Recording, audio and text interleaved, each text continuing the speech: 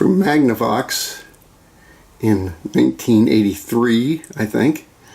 Here's the D7120 radio cassette recorder. Gray plastic. Top you have your normal cassette controls. Pause, stop, eject, fast forward, rewind, play and record. Auto recording level, one touch recording.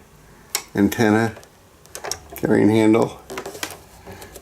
Selector switch for tape recorder, at which time the radio is off, or radio, and a volume control. Front we have our cassette well, Magnavox automatic tape stop, electronic motor control, auto recording level control. A couple little unknown embellishments there. It's probably a 3-inch speaker, condenser mic. Up here we have a 2-band radio cassette recorder receiver. It's got some interesting things here. Amplitude modulation, frequency modulation, that's not the important thing. But what we have here is, it's hard to see, but on the blue line here it says linear scale indications. And that is apparently set for these little blocks there for meters.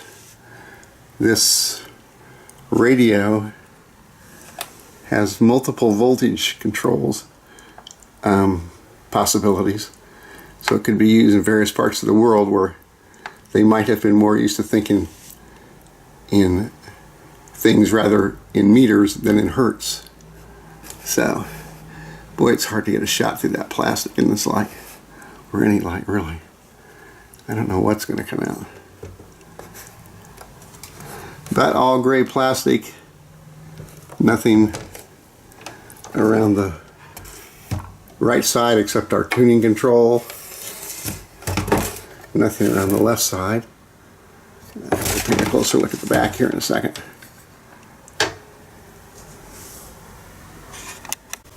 And here's the back, made in Singapore. Antenna, selector for AM or FM, selector for AC or DC, voltage selector,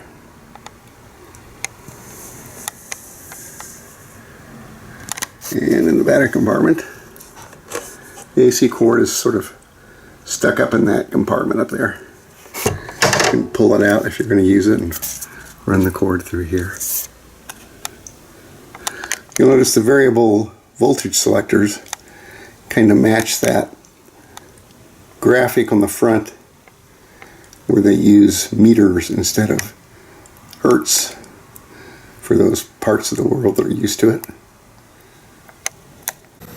Okay, and we're trying to get you a look inside the cassette well at the record, playback, and erase heads and cap stand and pinch roller. I'm not sure if that's going to come out in focus. We'll have to see later, won't we? Alright, let's see how it records music, or whatever's on the radio. I might want to hope it's not music, or I won't be able to play much of it. Let's see. What's on the radio? It's me. You gotta wait like everybody else. Should've stayed on. That's probably not a good sign. And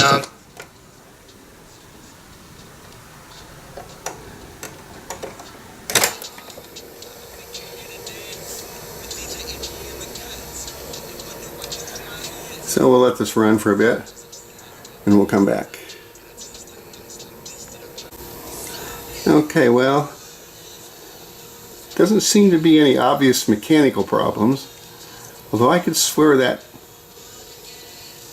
supply spindle is a little erratic at times. It's hard to see, but sometimes it seems to jerk minutely.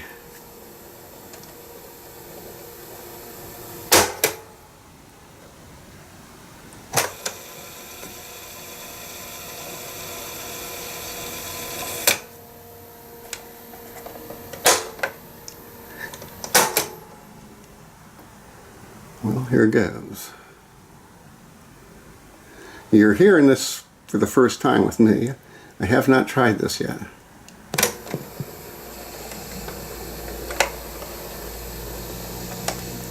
With my hands, roll with the punches and hold my Red Bull up. And I toast the nights like this that I probably won't remember much. About to pull that Irish goodbye. Well, it doesn't sound 1,000% bad anyway. Let's try some voice recordings. It's automatic level record, so that's not needed, is it? We're off the radio.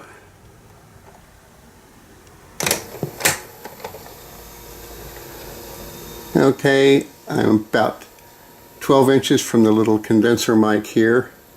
There's no facility on this recorder for any other inputs, not even a microphone. Just one more of several things to not like about it.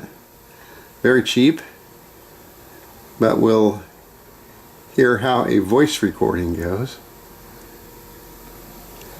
on this 1983 beauty. Well, let's rewind it.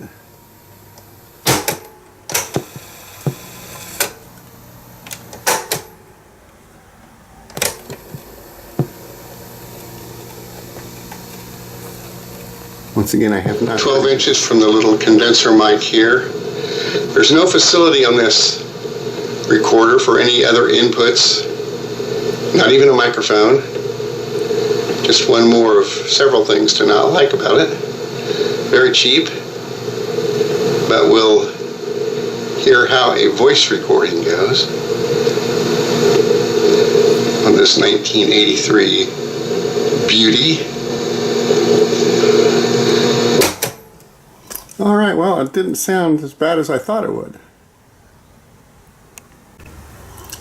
Well, one last thing before I stop. I think this cost about $50. 1983. And why didn't I spend a lot of time on pre-recorded tapes? This thing hates them. This is my standard walking tape.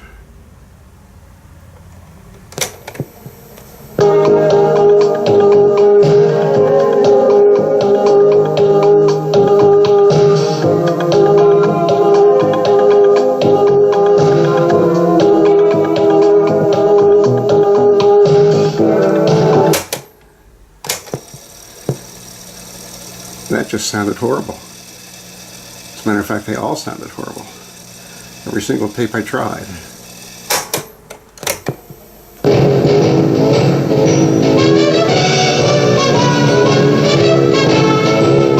Occasionally something sounds not too bad like that, but it's as if there's an intermittent speed problem.